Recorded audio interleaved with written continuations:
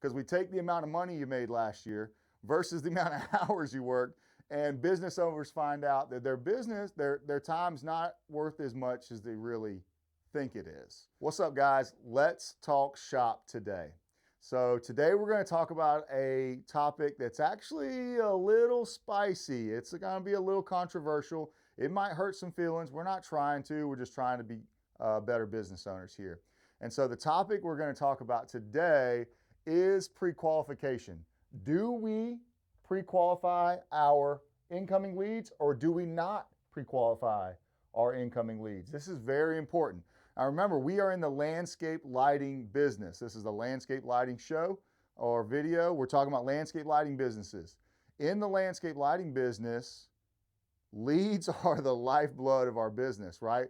We spend a lot of money getting those leads to come through the door. And in my opinion, we shouldn't just automatically trash a bunch of them because we don't think they're qualified to run. So I'm going to be in the know, and I'm going to try to convince you why you should be today as well. So the major question is, what is pre-qualification, right? What pre-qualification is when a lead comes in, phone rings, your admin picks up the phone. They ask a series of leading questions to find out whether that client is worth going to see to give a proposal to or not, right? So if you're in the yes, we pre-qualify all of our leads camp, what you've done is you've given a $20 an hour admin the keys to the business to say whether we should or shouldn't go after that revenue. I think that's a mistake, but I'll let you make that decision at the end of this video. So the real question we're asking when we pre-qualify or when we don't pre-qualify is, do we have enough leads? We have too many leads to run. Do we have enough? Do we have enough? If you're in that camp where you say, Kenny, yes, we have too many leads to run. I can't get to all the phone calls that we have. I'm guessing most people aren't in that category because we're in the lighting business. Most of us are over here where we don't have enough leads. When I talk to business owners, lighting business owners every day, I ask them, what's the biggest problem in your business? They always say, I need to generate more leads. Well, you may need to generate more leads, or you may need to stop pre-qualifying leads, right? Who's to say that that lady that has the $500,000 house or is not going to buy, or the couple that thought they were going to spend $1,000 won't spend $10,000. Maybe they will. You've got to get to the house and build that value. I want to put my best sales guy or myself in front of that client and see if I can sell. I don't want to just automatically tell them that we can't sell. So in most situations, the lighting companies are not producing enough leads, and we need to not pre-qualify that client. Let's take 100%. In the grand scheme of things, I'd really like to be at 100% appointment to lead ratio, lead to appointment ratio. And most lighting companies are in the 50 to 60%. My companies run, or when I had my companies, they were running in the 70 to 85% range.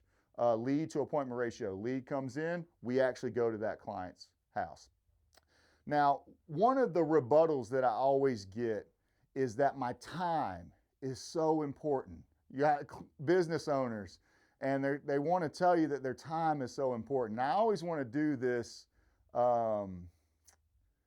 session with some of my people that I deal with, and I want to say, okay, well, let's figure out how much your time's actually worth.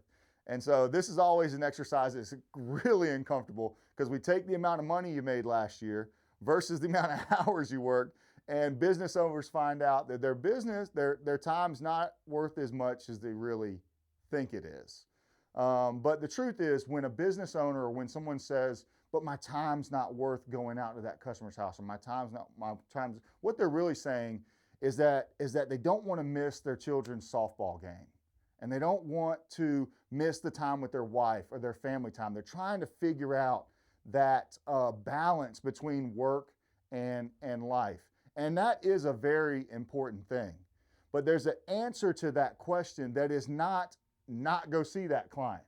It's hire someone to go see that client, right? You can hire a dedicated salesperson that runs all of those leads. It might not be worth your time to go see that client, but who's to say it's not worth a technician's time that is a quality salesperson or could learn to run that lead, right? We can always find a way to get to that client's house and actually service that lead.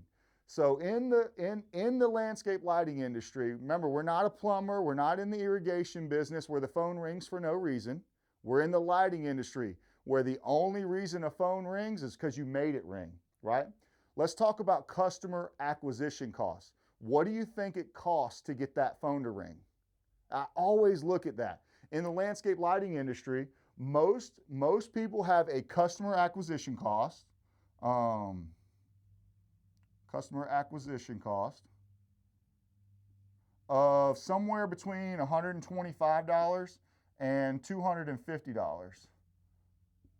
That's what it costs to get a lead, right? Customer acquisition cost.